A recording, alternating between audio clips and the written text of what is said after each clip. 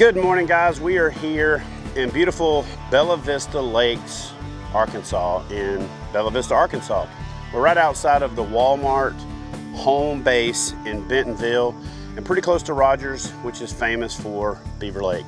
So I'm joined today by my new good buddy, Dwain. Dwain is with Skirmish Baits, a local hot stick around here, having laid the smackdown on numerous people in numerous tournaments. How many tournament wins you got now?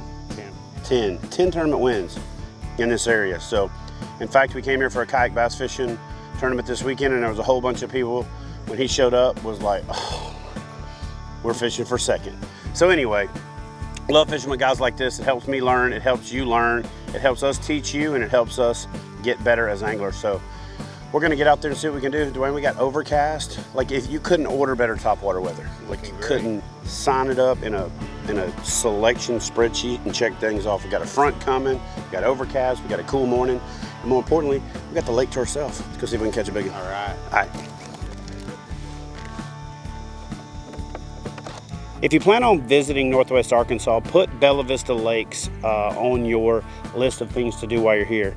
They are semi-private lakes, which means you have to gain access by permit through the Bella Vista Property Management Association. You know, that limits access. It makes it to where pressure is reduced, but access is available. So guys, the secret to carrying your boat if you get help is get the other guy to get the heavy end and get the other guy to walk backwards. All right, brother, let's do it. This water is clear. If you're looking for a place to retire, or you're looking for a place to relocate and live in the outdoors, the Bella Vista community is one of the better ones I've ever seen, as far as just that integrated natural setting with houses. And it's not a few houses, it's a lot of houses, but it's done in a way that they complement the landscape. They're up on bluffs, they're not gaudy, they're not, you know, they just complement the natural beauty of the area. So if you're thinking about relocating to the Northwest Arkansas area, check out the folks at Bella Vista Lakes.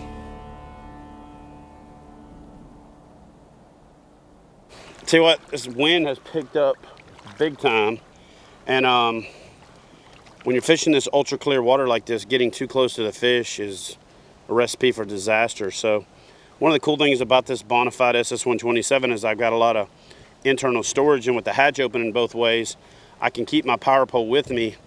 And so with this wind picking up like this, I'm gonna pull over to the side and throw my power pole on, and I may even put two on, but I'm gonna start with one, see if that works, and see if that can help me get on some more fish.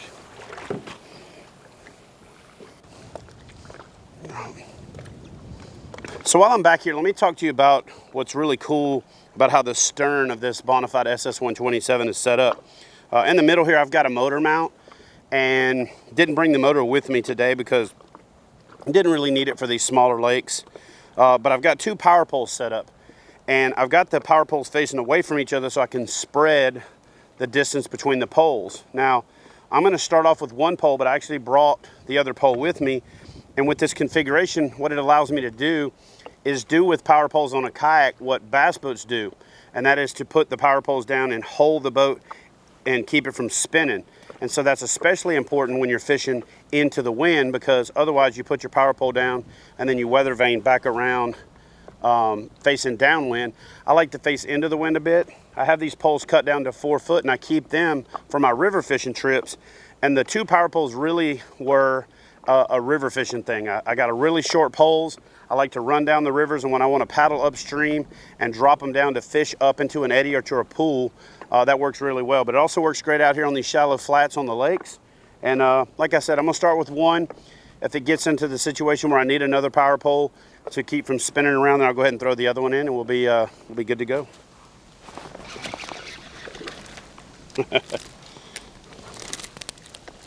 So as planned, with this high wind blowing me straight at that wall, I was able to drop the power poles, hold me in place, make that cast.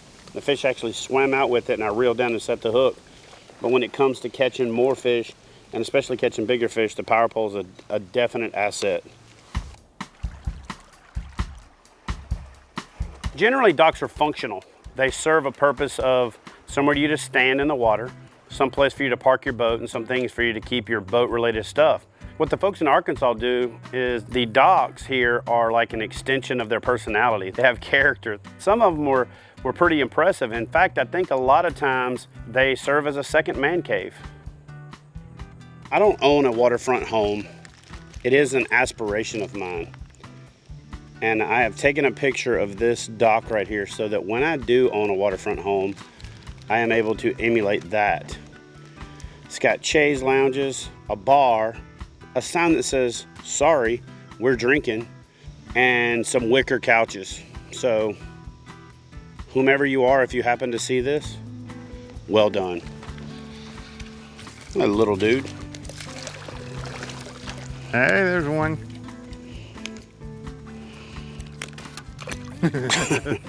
We're on the board, and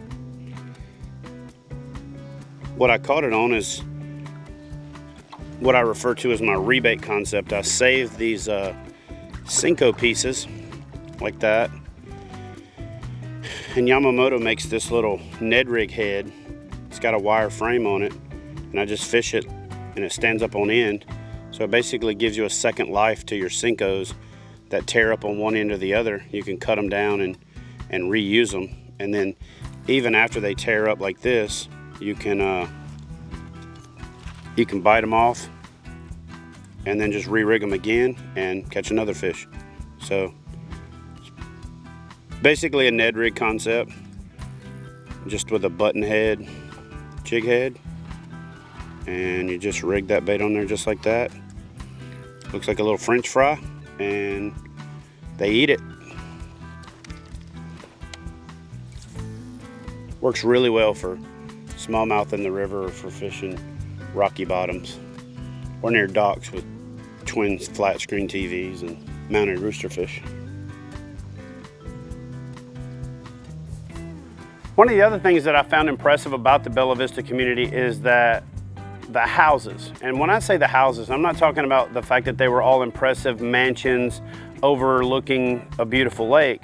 There was a breadth of different types of houses, from a little cottage that someone spent their life savings putting their heart and soul into, having that life on the lake, to, you know, really big palatial almost houses. So what was cool about the Bella Vista community is it is welcoming to all different walks of life. It's welcoming to all different styles of living, and you can live on Bella Vista, you know, whether you have a modest budget or you've done really well for yourself, like winning the lottery or something like that, you know.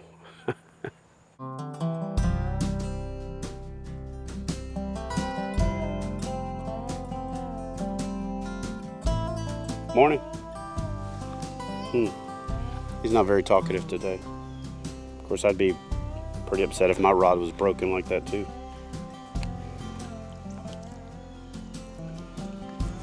It's kind of a freakoid looking bass right there. Yeah, I'm definitely hoping to not catch a bass that looks like that. There's one, swimming with it.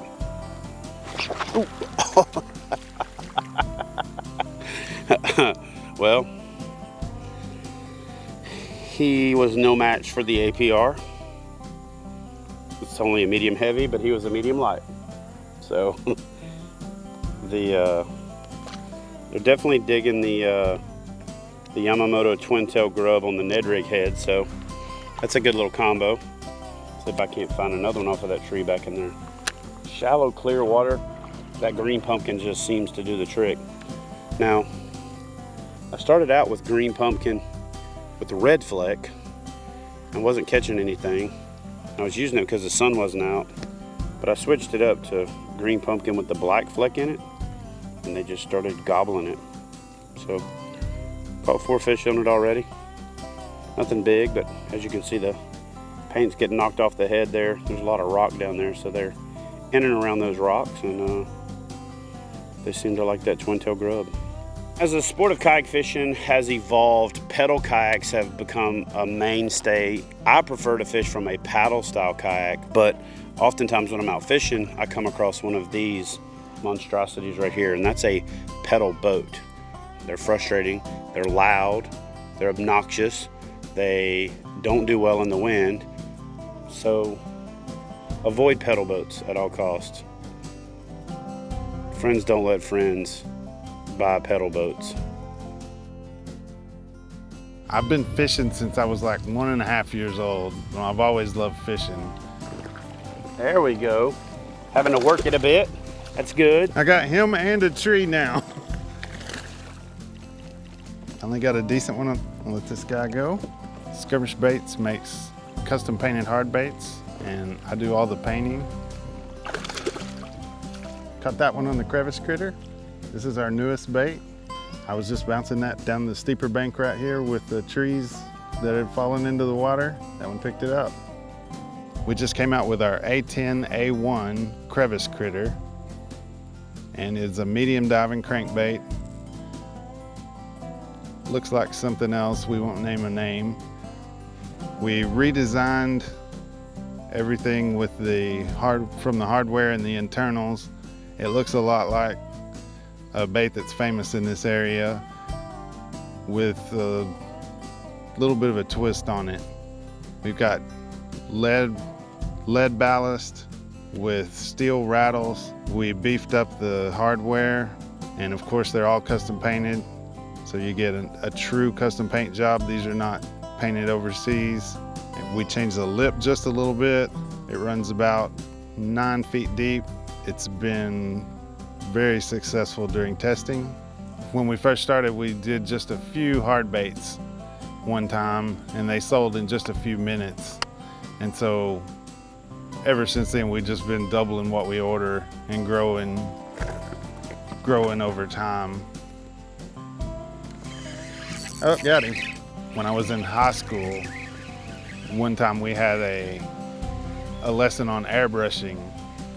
And as soon as we did that, I knew I had to go home and buy one for myself to paint lures with.